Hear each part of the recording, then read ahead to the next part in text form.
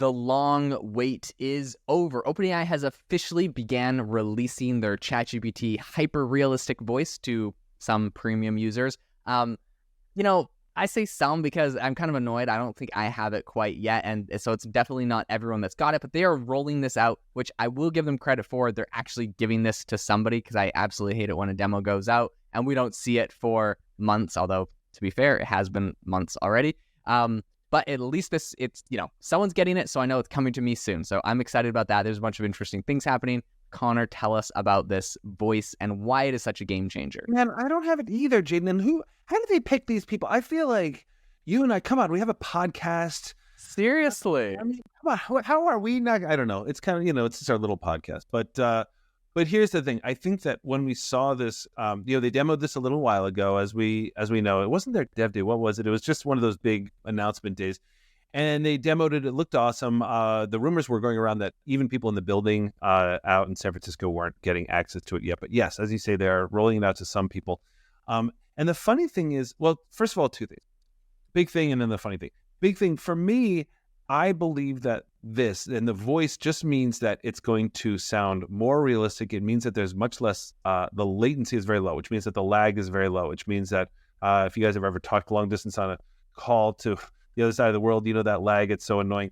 With this, it's really like talking to a conversation. So Jaden, first big picture for me, and sort of I have this generative AI course coming out and everything like that, which is all about why are we doing teaching generative AI all wrong, and it's all about our brains, not about the tool. And this is a huge element of it, which is the user interface. It doesn't look like something that you'd want to have a conversation with. It kind of looks like Google. But with this voice, Jaden, you and I have talked about a ton. I believe that this will really start kind of leaping over that gap for people to really consider this something that they can actually talk to. But the funny thing about this is that this is where I get to kind of the fun. That's big picture stuff. The funny part about this is that when these things come out, it's not like OpenAI. They do a little demo. Where do we go? We go over to X. Curse you, Elon Musk, for creating something that we love to go over to. But just, Jaden, as you and I were talking, I just opened X and just Googled or put in voice. And I see Ali Miller there, our friend Ali Miller, talking to it as if it's Santa Claus in Old English. She got it before us. Ali, come on. Ethan Malik, in his most recent One Useful Thing, which is a phenomenal newsletter, he actually gives some of his demos where you can interrupt it. Other people doing it. Super excited soccer commentator, but it's just making me coffee. But really, the powerful thing about this is practice negotiations, practice sales calls, practice difficult conversations. What are you excited about around this, Jaden? Because I know you and I both cannot wait to get this thing. Yeah, okay. So first of all, I already used ChatGPT for this, but I don't have this ultra realistic voice. So I'll talk about some of my use cases. If your AI course, I just want to tell everyone, quick shout out that the link is in the description. If you have not already got Connor's AI course, it will blow your mind. If you buy one course, that's the one. I'm just going to throw that in there. Okay, so the thing that I love about this is latency's down and the voice can understand emotion. It can give emotion. I saw some funny demos on X as well, where someone was saying, and someone was responding to this as well, but someone was saying, okay, count to 10 as fast as you can. So it was like 1, 2, 3, 4, 5, 6, 7, 8, 9, 10. I said it just like that. That is so interesting because there's no person's voice that it was trained off of to do that. It just was trained to be able to do that, right? So I'm excited about where it goes, but it was funny because they're like, okay, say it like twice as fast. I'm like, what are the people doing? They're like, okay, say it twice as fast. Anyway, it kept telling them to go faster and faster. It was really funny to see how the AI model was doing it. And then it's like, okay, now at that speed, count to 50. And it was like, what are the people doing? And like halfway through, it was like 25. Like taking a breath. So it's so funny because they really did make it so realistic. And I think this is amazing. Number one, I think people are underestimating how this is going to change our perception of it. When it acts like a human, behaves like a human, talks like a human, you said to go as fast as you possibly could and count to 50, but it's a robot and it's stopping to take a breath. Like this thing is trained and acts real. And so I think that that's really awesome because with a lot of use cases, let's say you're creating like a sales automator that automates sales calls or customer support. It's like, this is what removes it from being a robot. And people are like, well, why'd you have to program it? Why don't you just make it like, just do what it does, like organically? And it's like, because like the point of this voice is to sound like a human. So they are going to make this as absolute human as possible. So I think that's really cool. Yeah, What I personally use it for. yeah. No, go on, Jade. I want to hear what you're talking about. Oh, all I was going to say is what I personally use this for already is, so I'm in France right now for the next couple months. It's around the Olympics. We're getting out of the heat in Arizona, taking some time over here. And before I came here, I was actually using ChatGPT because it has its voice mode where you can talk to it. Now, it's not its hyper realistic, but it's pretty dang good. And it can talk, and I think it's got like a few voices that it does. So it's kind of like using 11 Labs versus now it's like it has its own voice and you can custom train it to do a voice. But anyways, I was using it and I was like, hey, like talk to me in French. I need to practice French. I'm going to France. And I would talk to it and I'd be like, okay, awesome. Based off of what I just said, like, did I mess anything up with grammar or punctuation or like anything like that? And it was like, yeah, you like said it this way. You should have conjugated it like this. Underway. So this is miles ahead of anything. Like, for example, Duolingo, in my opinion, is like toast, and maybe they'll just incorporate this and they'll have this as like a feature, which I think they absolutely should. But to me, I think whether it's sales, whether it's customer support, whether it's learning a language, this is a game changer. And right now, I got like 3 voices to choose from. Totally cool, totally works. But at the point where I'm like, sound like a Parisian man with a Parisian accent, or add a ch'ti accent because that's like a region in France that I'm going to be going to, and I want to speak with a ch'ti accent. Like, it's going to get so crazy, and this is kind of the big unlock. So I'm really, really excited for this new, very customizable voices. Okay, so this is actually giving me new ideas around this. Okay, usually it's Jaden coming with the hot takes. I'm coming with the hot takes. Okay, here's my hot take. My hot take is that robots are going to be overrated. Now, I know, but here's my just hear me out for a second. If you've ever seen the movie Her, and I know it's fiction, but if you watch it, you'll sort of feel it. What was so amazing about that movie? Well, what was so amazing about it was that as he was talking to this AI, it legit, because it was an actress talking, Scarlett Johansson talking. And so that's where we are getting closer and closer to, right?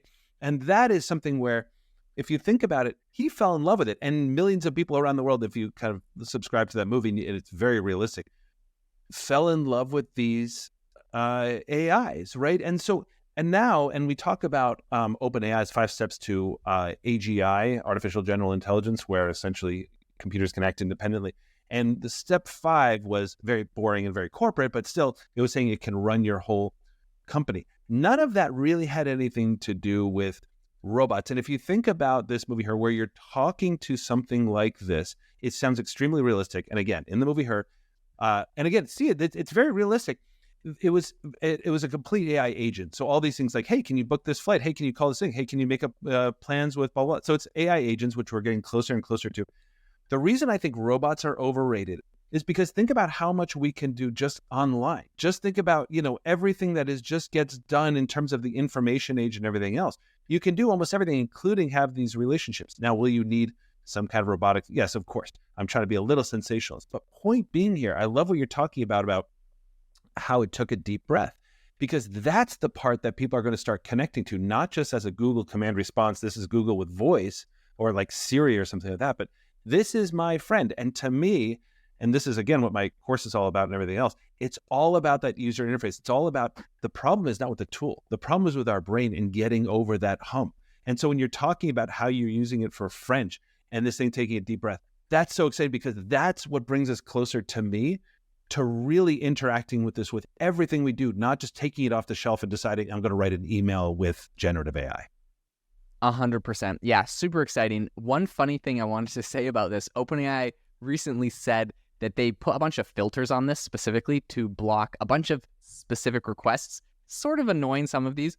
But for example, if you ask it to generate music or other copyrighted audio, it's going to actually block that. I think this is really interesting that they had to embed this in. To me, this means that like it was able to like generate music. And it's kind of interesting because in their demo, if I remember correctly, they said, oh, say this or that, say it in a sing-song voice, and it says it in a sing-song voice.